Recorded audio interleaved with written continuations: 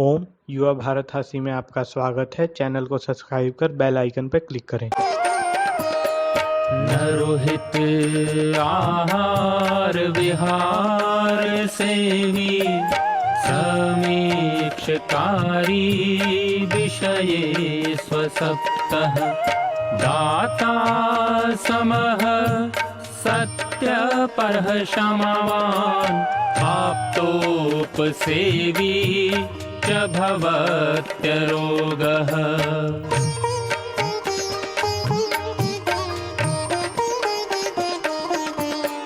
मतिर्वचः कर्म सुखानुबन्धी सत्वं विधेयं विशदा च बुद्धिः ज्ञानं तपः तत्परता च योगे यस्यास्ति तं नानुतपन्ति रोगाः।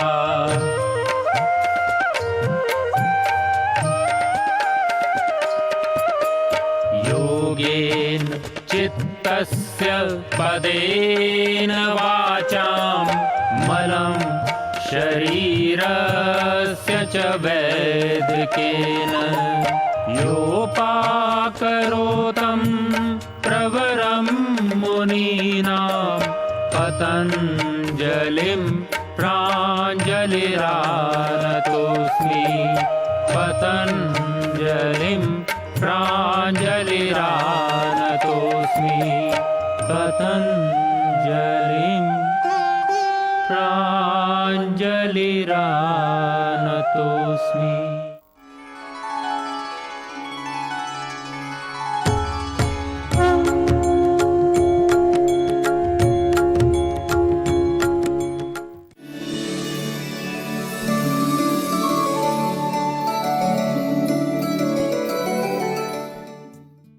आयुर्वेद दर्शन के इस कार्यक्रम में आपने आयुर्वेद के विविध पहलुओं को जाना और बहुत सारे रहस्यों को, तथ्यों को आपने पहचाना और जीवन में आपने उतारना भी शुरू कर दिया होगा और उसके द्वारा आपको लाभ भी मिल रहा होगा।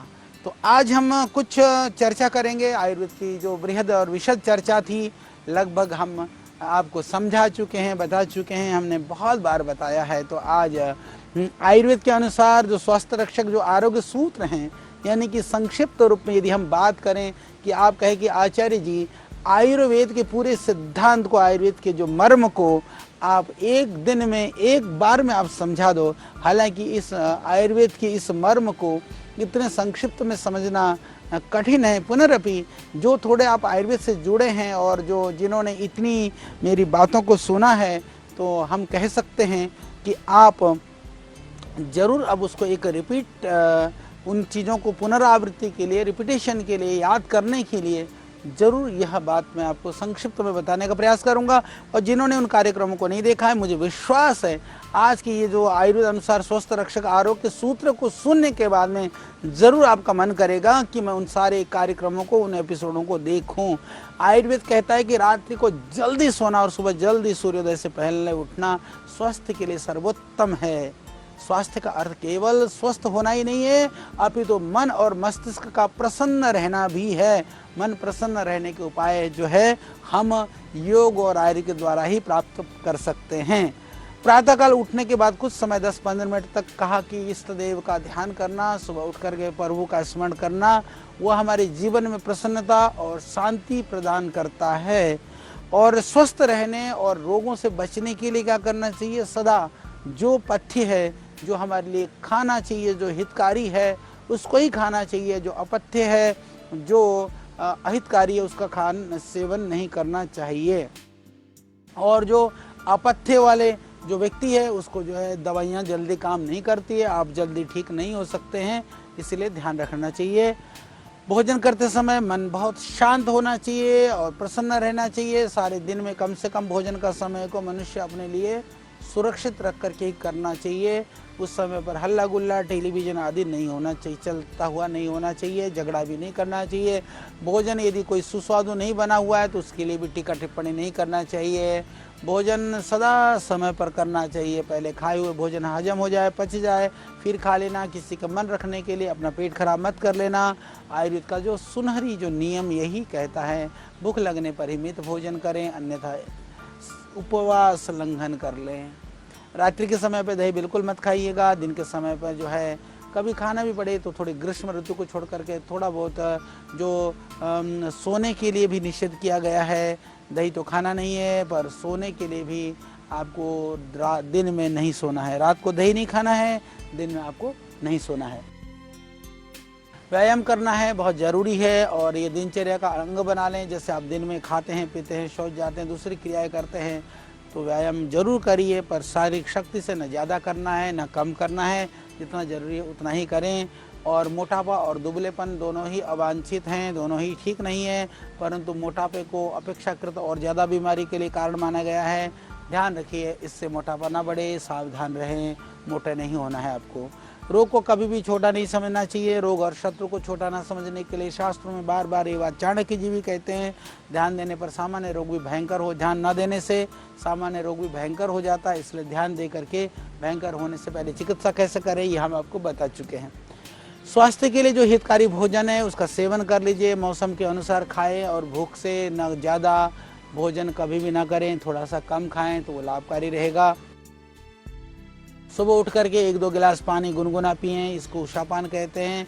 गुनगुने पानी में थोड़ा सा नींबू या थोड़ा सा शहद मिला करके पीने से ज़्यादा लाभ होता है। खाली पेट चाय कॉफ़ी वगैरह बिल्कुल भी ना पिएं। मल त्याग करते समय दांतों को दबाकर भींच कर जो है मुंह बंद करके रखना चाहिए। मल त्याग करते समय कई लोग तो ब्रश वगैरह लेकर के भी बैठ जाते हैं टॉयलेट सीट में, वो खतरनाक है। और लैट्रिन करते समय मुंह खुला रखना भी हानिकारक है। सुबह मुंह में पानी भर करके ठंडे जल से आंखों में छींटे मारिए, और अंगूठे में से मुंह में स्थित तालू की जो अंगूठे से सफाई कर लेना चाहिए। आँख नाक कान गले के रोग नहीं होते उससे। स्नान करने से पहले दोनों, जैसे हमने कहा कि पैरों के अंगूठों में थोड़ा सा, हाथ पैरों में थोड़ा सरसों का तेल की मालिश करते हैं, तो कहा कि इससे नेत्र ज्योति कमज़ोर नहीं होती है और इससे जो है बुढ़ापा भी नहीं आता है। सुबह नंगे पांव हरे घास पर टहलने या आपको ऐसा कहीं मौका मिले तो इससे आँखों की रोशनी बढ़ती है। इस शरीर को स्वस्थ प्रदान करने वाला है। सप्ताह में 1 दिन यदि पूरे शरीर में तिल या सरसों का तेल का मालिश करते हैं तो इससे शरीर में ताकत और शक्ति की वृद्धि होती है। रात को सोने से पहले प्रत्येक बार भोजन करने के बाद दांतों के बीच में फंसे के अन्नों को, कणों को कुल्ला जरूर करनी चाहिए। भोजन करने के बाद में टिश्यू पेपर से पोंछ करके नहीं निकल के भाग जाना। ब्रश ना भी करें, मुंह में डाल करके पानी बार बार पूरा मुंह को साफ करके कुल्ला जरूर कर लेना चाहिए। नहाने के पानी में थोड़ा सा नींबू के बूंद निकाल कर टपका दें तो उससे पानी बहुत अच्छा बन जाता है।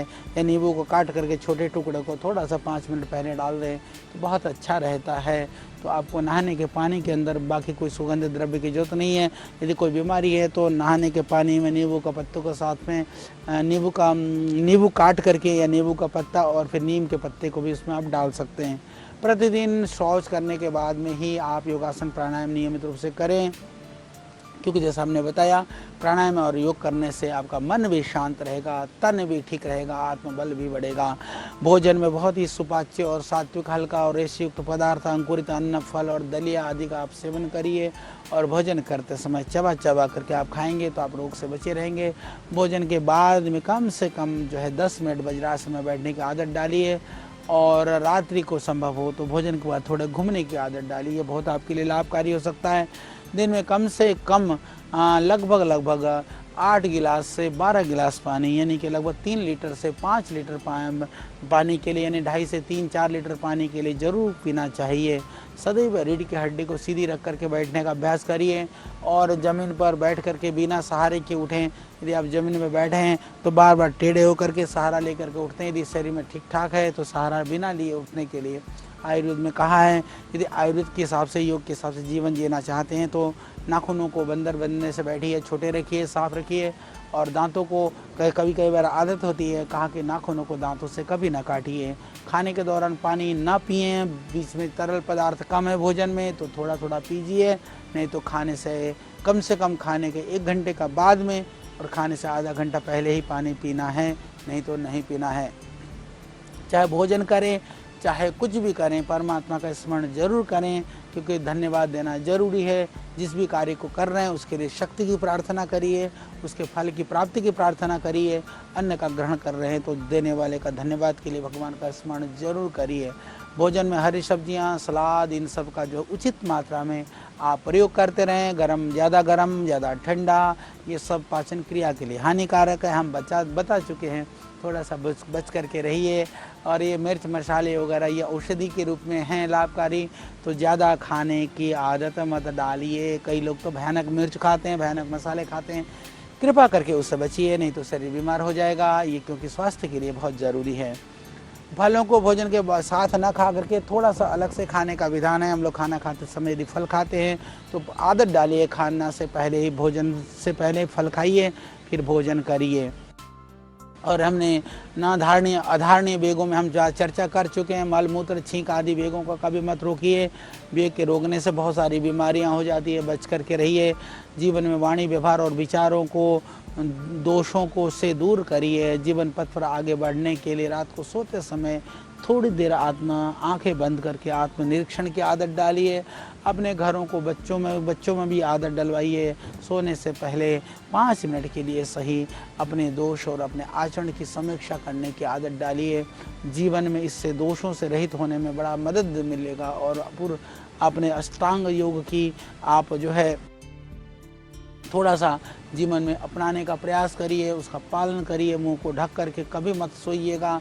कितनी भी सर्दी हो, थोड़ा सा मुंह खुला रख करके सोना, नहीं तो कई सारी बीमारियां हो सकती हैं। और रात को कमरे में सोते समय ध्यान रखिए, थोड़ा सा कहीं ना कहीं से वायु आते रहे, इसका ध्यान रखें। यदि आप गर्मी का मौसम में एसी चलाते हैं तो भी मेरा निवेदन है कि थोड़ी देर एसी चला करके यदि कमरा ठंडा हो जाए तो एसी बंद कर करके फिर आप थोड़ा सा खिड़की को खोल करके यदि हो सके तो बिना एसी का सोने का प्रयास कर लीजिए। बाएं करवट सोने की आदत डालिए। बाएं करवट सोने से हार्ट को जो है ताकत मिलती है और दायां ओर चलता है तो उससे भोजन पचने में सहयोग प्राप्त होता है। पेट के बल लेट करके पड़ना सोने के लिए हमने बार बार आपको मना किया है, उससे आप बच करके रहिए। सर में तेल मालिश करने से मन शांत होता है, अच्छी नींद आती है, तो इसीलिए दिन में या सायंकाल को कभी भी सर पे मालिश कर सकते हैं। पीने का पानी, खाने की चीज़ें ये ताज़ा होना चाहिए, स्वच्छ होना चाहिए, क्योंकि जो अस्वस्थकर विविध तरह के जो पीने के जो पेय हैं, जो अस्वस्थकर हैं, जो बीमारी को देने वाले हैं, उनसे आप बचिए। उनका कतई भी आपको प्रयोग नहीं करना है।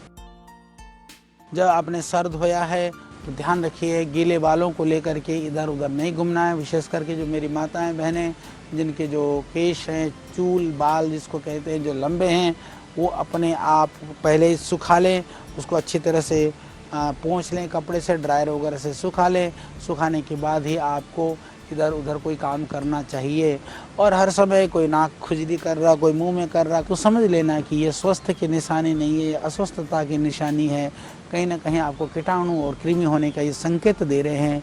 समय रहते चिकित्सा कर लेना और गुप्तांगों के आसपास जो है हमेशा सफाई रख लेना।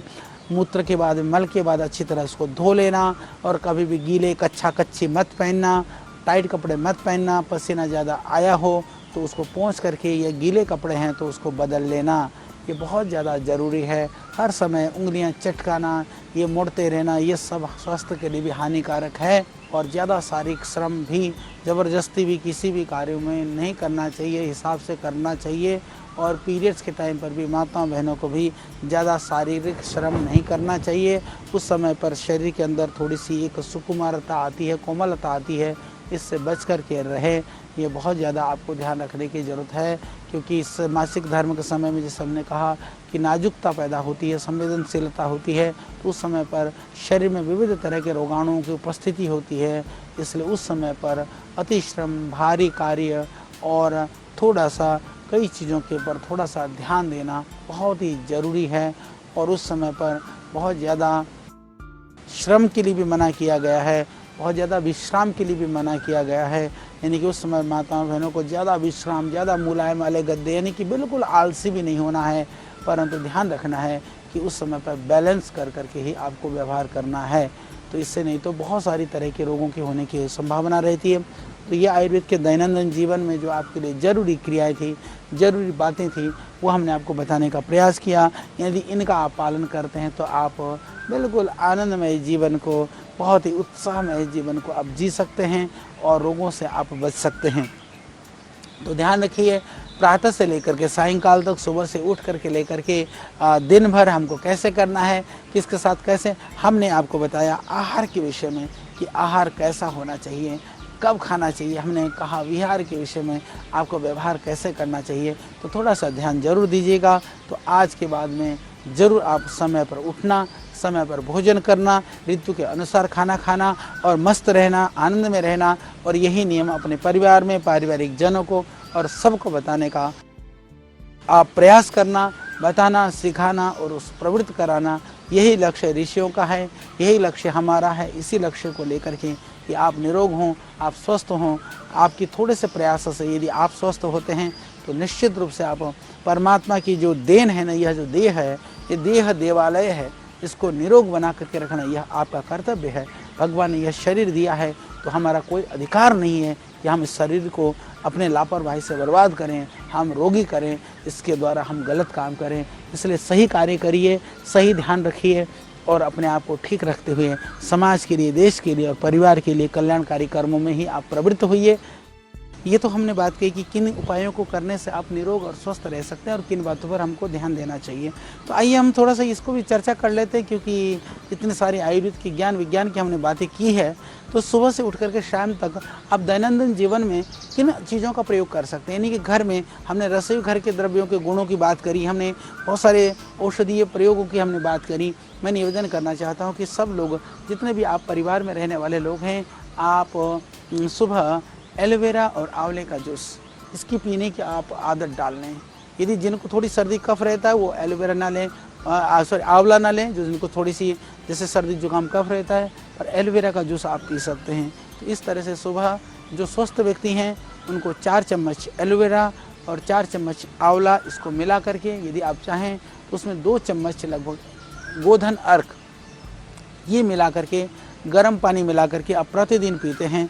बहुत तरह के जो रोगों से, बीमारियों से, कभी कभी जो अनियमितता हो जाती है, कभी कभी खाने पीने में गड़बड़ हो जाता है, तो या कभी हमको इंडाइजेशन है, कभी विषमाग्नि है, इन सारी चीज़ों से भी आप बच सकते हैं। तो इस अभ्यास को डालिए। छोटे बच्चों को भी आप दे सकते हैं। कई लोग पूछते हैं आचार्य जी ये कितने दिन लेना चाहिए, कब तक लगा? इसको लगातार आप ले सकते हैं। इसमें कोई ऐसा नहीं है, इसमें कोई भी हानिकारक चीज़ नहीं है। किसी भी तरह से ऐसा नहीं कि इससे कोई आपको किसी तरह से कोई नुकसान होगा, कतई भी नुकसान नहीं होगा। आप लगातार ले लीजिए। इसी तरह से जिनको गैस बनती है, कब्ज रहता है, या कभी कभी पेट साफ नहीं होता है, उनको भी रात को इससे से पेट वगैरह साफ भी होने लगेगा। यदि ऐसा कभी लगे तो रात को आप त्रिफले का सेवन आप कर सकते हैं। त्रिफला जो है वो पेट साफ करने के साथ साथ में आपके आंतों में जो सड़ा हुआ मल है उसको भी निकाल लेता है, आंतों को ताकत भी प्रदान करता है। परंतु त्रिफला चूर्ण आदि को लगातार लंबे समय तक लेने से वो आंतों में खुश्की हो सकती है। इसीलिए जो आंवला और एलोवेरा का जो जूस है उसको आप लगातार ले सकते हैं, कोई नुकसान नहीं है। कई बार लोग कहते हैं कि सामान्य जनरल टॉनिक के रूप में हम आयुर्वेद में हम क्या खा सकते हैं, क्या लेना चाहिए। उनके लिए भी मैं निवेदन कर देना चाहता हूं कि बॉडी के अंदर जो डिटॉक्सिक करने के लिए, शरीर की रोग प्रतिरोधक क्षमता को बढ़ाने के लिए, सब तरह की जो वायरल और बैक्टीरियल डिजीज़ को ख़त्म करने के लिए आप यदि इसकी गिलोय का काढ़ा पी लें, या गिलोय का काढ़ा नहीं तो गिलोय घनबटी 2 गोली आप सुबह प्रातःकाल जरूर लिया करें। 2 गोली यदि आप गिलोय की खाते हैं तो इससे बहुत तरह की बैक्टीरियल और वायरल डिजीज से बच सकते हैं। गिलोय की जो वटी है वो भी आप लगातार खा सकते हैं, और वटी नहीं खानी है, ताज़ी गिलोय है, यदि आपके पास जगह है तो गिलोय को उगा लीजिए। उगा करके उसकी जो बेल है, लता है, उसमें से अंगूठी भर मोटी जो है उसकी इतनी चौड़ी कर करके कूट करके उसमें थोड़ा सा तुलसी का पत्ता भी डाल दीजिए। काढ़ा बना करके पूरा परिवार को पिलाइए। सारे परिवार को आप पिलाएंगे तो उससे आप बिल्कुल रोग मुक्त रहेंगे। आप पूरी तरह से उससे बहुत सारी बीमारियों से बच सकते हैं। इसी तरह से जिनको थोड़े बहुत हार्ट वगैरह की परेशानी है, घबराहट होती है, दिल घबराता है, परेशानी होती है, तो वो भी अर्जुन का छाल का काढ़ा आयुर्वेदिक चाय की तरह से, हालांकि हम लोग दिव्य पेय बनाते हैं, दिव्य पेय आए चाय की जगह पर आप दिव्य पेय पीजिए। जैसे हमने कहा कि चाय कॉफ़ी आपके लिए लाभकारी नहीं है। दिव्य पेय कोई ज़रूरी नहीं कि पतंजलि का ही पीना है, तो आप उसके लिए बना करके ले सकते हैं। उसमें इलायची डाल दीजिए, लौंग डाल दीजिए और तुलसी डाल दीजिए, मुलेठी डाल दीजिए, अर्जुन के छाल को उचित मात्रा में मिला करके आप काढ़ा बना करके भी पी सकते हैं। प्रातः सायं इसका सेवन करने से आप स्वस्थ रह सकते हैं। जनरल टॉनिक के रूप में जो स्वस्थ हैं वो लोग च्यवनप्राश का सेवन कर सकते हैं और आप उसको आदत डाल सकते हैं। नियमित रूप से च्यवनप्राश भी सर्दी में भी खाया जा सकता है। हालांकि सर्दी में च्यवनप्राश खाया जा ही सकता है, गर्मी में भी यदि आपको सर्दी जुकाम कफ वगैरह या इस तरह की कोई बीमारी है तो आप खा सकते हैं। एक अमृत रसायन करके हमने बनाया विशेष करके गर्मी के लिए, दिमाग के लिए, बच्चों के लिए, उसका भी आप सेवन कर सकते हैं। यदि आपको चाहिए दिमाग की बहुत ताकत चाहिए और शक्ति चाहिए तो हमारी मेधावटी है, वो अद्भुत है। यदि आपको नींद नहीं आती है, बहुत टेंशन होती है, यदि परेशानी होती है, आप मेधावटी का सेवन कर सकते हैं। अश्वगंधा रिष्ट है, बहुत ही लाभकारी है। जिनको नर्वस सिस्टम की प्रॉब्लम है, जिनको डाइजेशन की प्रॉब्लम है, जिसको दिमाग में भारीपन रहता है, थकान रहती है, परेशान रहते हैं, उनको अश्वगंधा रिष्ट पीना चाहिए। और यदि आपको कई बार वीकनेस बनी रहती है, थकान है, टूटन है शरीर में, आपको जनरल और सस्ती जनरल टॉनिक चाहिए तो हमारे यहाँ हमने रिसर्च करके देखा है वो आपको अर्थराइटिस से बचाए, जोड़ों को दर्द से बचाएगा, आपको सेक्सुअल टॉनिक के रूप में भी काम करेगा, मसल्स और शक्ति और आपको ताकत भी प्रदान करेगा। अश्वशिला हमारा कैप्सूल है वो बहुत ही अद्भुत है, पतंजलि का अश्वशिला कैप्सूल का भी आप लगातार आप सेवन कर सकते हैं। या थोड़ी मात्रा में शिलाजीत भी आप दूध में डाल करके ले सकते हैं। गर्मी में थोड़ी कम लेना, सर्दी में थोड़ी सी ज़्यादा मात्रा में भी ले सकते हैं। और बादाम पाक भी जनरल टॉनिक के रूप में बहुत बढ़िया है, आप नियमित रूप से खा सकते हैं। जो जिस तरह के दूध में आज लोग बाज़ार के जो विविध तरह के जो ये जो दूध में डालने वाले अलग अलग तरह की चीज़ें होते हैं उसको डालते हैं, ये इसकी जगह पर यदि आप बादाम पाक दूध में डाल करके बच्चों को पिला देते हैं तो बहुत ही बेहतरीन है, बहुत ही उत्तम है स्वास्थ्य के लिए, दिमाग के लिए, शरीर के लिए और सेहत के लिए।